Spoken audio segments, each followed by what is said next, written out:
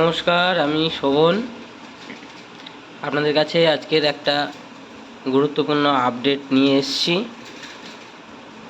পশ্চিমবঙ্গের নতুন সরকার গঠন হওয়ার পরে সরকারের তরফ থেকে বিবৃতি দেওয়া অনুযায়ী আজ মে মাসে 19 তারিখ অন্নপূর্ণা ভান্ডার পোর্টাল এটি চালু হয়েছে। এখানে আপনাদের একটা কথা বলে রাখি, পোর্টালটাকে দেখাই এবার আপনাদের। এই হচ্ছে অন্নপূর্ণা ভান্ডার পোর্টাল। সেই ডেটটা দেখে নিন। অন্নপূর্ণা ভান্ডার পোর্টাল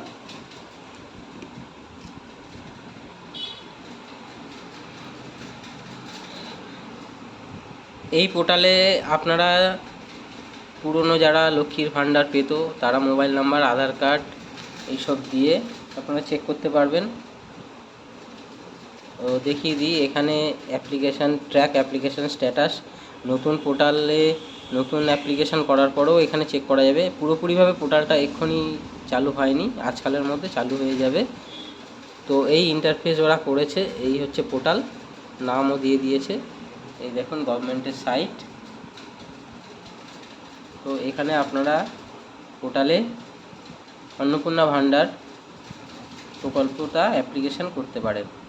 তার আগে একটা কথা বলে রাখি, যারা এই পোর্টালে অ্যাপ্লাই করবেন তাদের অবশ্যই ডিবিটি লিঙ্ক ব্যাংকের সঙ্গে আছে কিনা চেক করে নেবেন, কারণ ডিবিটি লিঙ্কের মাধ্যমে আপনাদের ব্যাংক অ্যাকাউন্টে টাকা ঢুকবে। দেখুন, এখানে ক্লিক করার পরে এই অ্যাপ্লিকেশন এটা খুলে গেল। এখানে সার্চ ইউজিংয়ে আপনি অ্যাপ্লিকেশান আইডি, মোবাইল নাম্বার, আধার কার্ড, ব্যাংক অ্যাকাউন্ট নাম্বার, এই 4টে জিনিস দিয়ে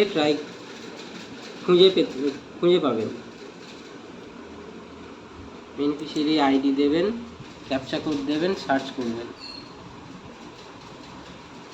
তো পোর্টালটা এই মুহূর্তে পুরোপুরিভাবে চালু নয়, এখানে সার্চ করলে কিছু দেখাচ্ছে না এই মুহূর্তে। আজকালের মধ্যে এটি চালু হয়ে যাবে। তো এটাই ছিল আমার আজকের আপডেট। আমার পেজটা ফলো রাখুন। হ্যাঁ, আর একটা কথা বলার আছে, আমার কথা কেন শুনবেন। আমার অনলাইনের কাজ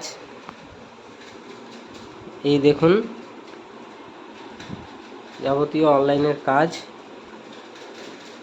তো আমরা এইসব কাজ করে থাকি, সেই জন্য